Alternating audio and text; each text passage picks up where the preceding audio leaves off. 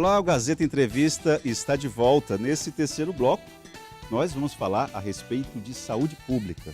E ninguém melhor do que o responsável pela execução da política pública em saúde aqui no Acre, secretário de Estado, Gemil Júnior. Prazer recebê-lo aqui no Gazeta Entrevista. Bom, a saúde, não faltam assuntos a respeito de saúde, não faltam polêmicas também. A última que eu me lembro, nessa semana, o Sindicato dos Médicos iniciou a semana em alto tom, fazendo críticas ao governo do Estado no que se refere à gestão do OSMAC. O argumento era de que o governo do Estado pretende fechar o OSMAC. O que há de factual nisso? O que há de verdadeiro nisso? Eu posso te garantir que a possibilidade é zero. O governador Tião Viana é o maior defensor daquela unidade. Eu estava citando mesmo ontem na agenda com todos os adjuntos que pelo presidente da República, Michel Temer, aquela unidade não era mais nem para fazer tipo de atendimento. Hoje o OSMAC ele é custeado 100% pelo governo do estado do Acre. Eu fui pego muito de surpresa porque no próprio sábado eu tive presente no OSMAC, onde nós entregamos ali mais de 60 mil comprimidos. Agora, Gemil, se o governador do estado, você está dizendo, é uma pessoa que pessoalmente defende a unidade, por que a classe médica faz tantas denúncias a respeito de falta de medicamentos, falta de manutenção adequada de equipamentos? Claro, quando você olha para um percentual, para um leque de 100% de medicamento, em qualquer lugar do Brasil existe um percentual mínimo que pode acontecer. Primeiro nós estamos falando de janeiro, as indústrias fecharam na virada de ano. Nós tínhamos sim uma ausência de uma quantidade pelo menos mínima de alguns medicamentos. Faltavam medicamentos? Faltavam alguns tipos de medicamento devido à questão da indústria ser fechada. Segundo ponto, para qualquer médico, não só no Acre como no Brasil, ele sabe que muitas vezes as licitações elas são impugnadas, não existe cotação de preço. Por isso que a Secretaria Estadual de Saúde ela trabalha na terceira via que nós falamos, que são os emergenciais. Até R$8.000, que a Lei 8.666 permite que a gente faça essa compra emergencial de licitações. Né? Então, como eu falei para você, infelizmente a gente se depara num ano eleitoral, onde se você pegar São Paulo, tem medicamentos que faltam mais de 70% nas unidades por culpa às vezes da indústria ou também por questão de licitações. No Acre também nós tivemos sim, agora a farmácia foi praticamente 80% abastecida.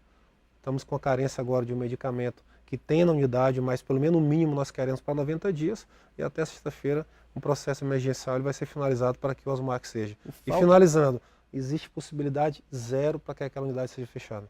Bom, então esclarecida essa situação.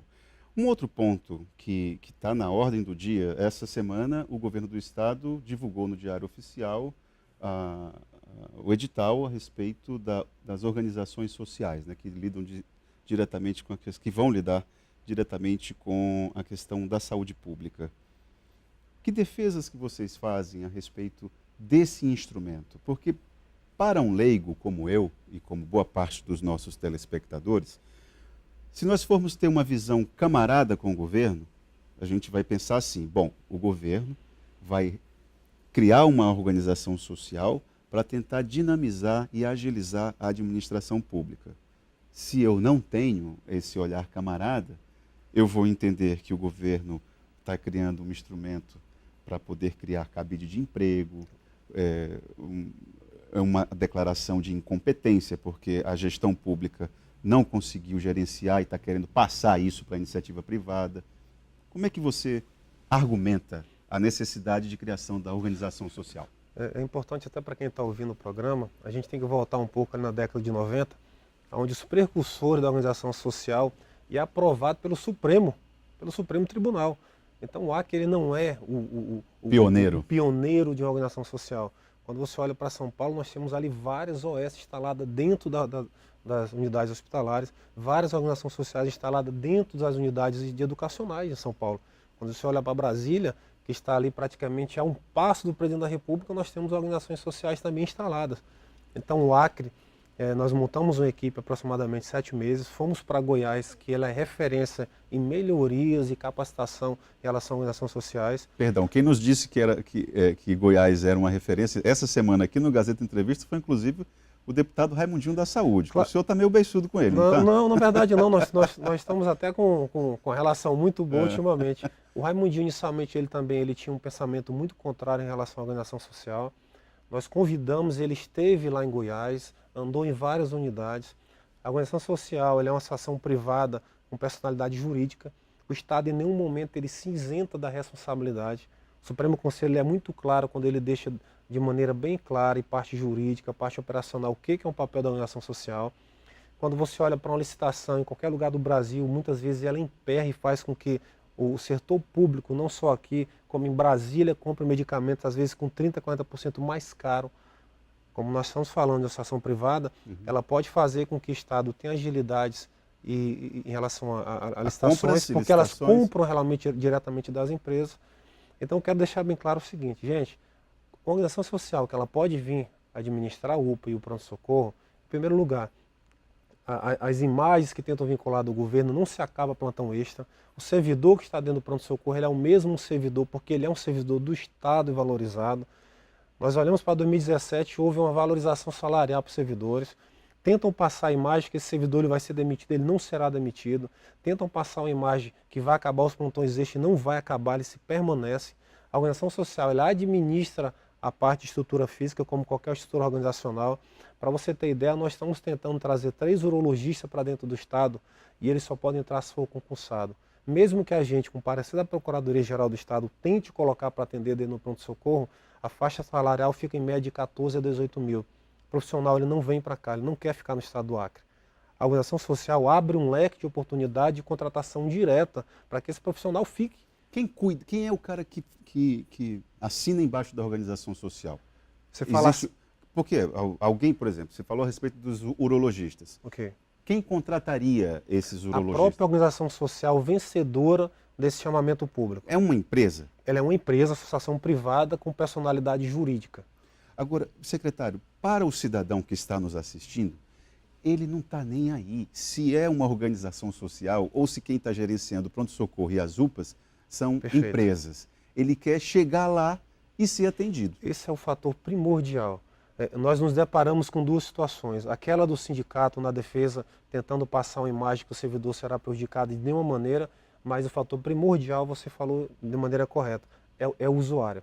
A organização social ela vem para olhar primeiramente e 100% para o atendimento do usuário. Agora, no entanto, também, um atendimento que hoje custa X para o poder público, ele não pode passar, a partir da organização social, 3x, né? Ele não pode passar. São várias situações. Uma das OS que eu conheci em Goiás, que é em Perenópolis, ela saiu de um custo, ali foi uma questão atípica, ela saiu de um custo de 1.200.000 um mês para 2.400.000, mas com algo muito diferenciado. O atendimento dele praticamente quadruplicou.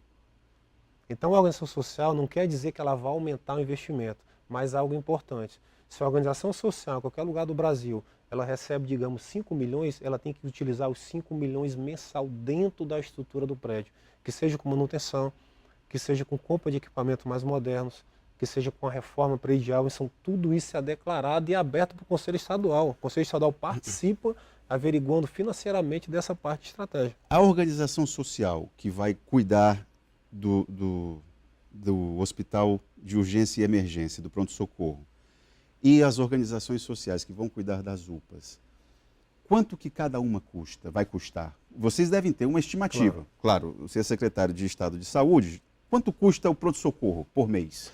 Pelo menos uma ordem de grandeza, assim. Perfeito. O Estado, a primeira coisa que ela olha para uma questão da organização social é a economicidade. Esse primeiro passo que será feito... Economicidade é quanto que vai economizar? E quanto que pode economizar, ou então quanto que se o Estado mantiver o mesmo valor que se gasta hoje, o que vai trazer de benefício para a população? Que tipo de serviços aumentarão? Por exemplo, preenchimento das AIHs. Das AIHs são fichas de atendimento que cada unidade tem que preencher. Nós temos experiência no Brasil que elas dobraram a capacidade de recebimento do governo federal. Então, assim, isso é algo que abre-se um chamamento. Esse chamamento vai fazer com que as OS no Brasil inteiro mandem os seus planos de atividade e ações em cima desse chamamento e o melhor qualificado, preparado para atender a necessidade, esse sim ele vai ser o vencedor para que ele possa assumir o pronto-socorro e também nós estamos trabalhando em cima das 3 UPAs. Quanto custa? Só para insistir nessa pergunta, quanto custa o pronto-socorro e uma UPA, pelo menos? Claro, nós vamos fazer um pacote por inteiro. Se nós formos olhar que o Estado hoje ele pode gastar às vezes 30% a mais e não ter a capacidade de atendimento, digamos que o ERB ele fica em torno ali de seus 10 a 11 milhões mês. Por mês. Por mês. Por mês.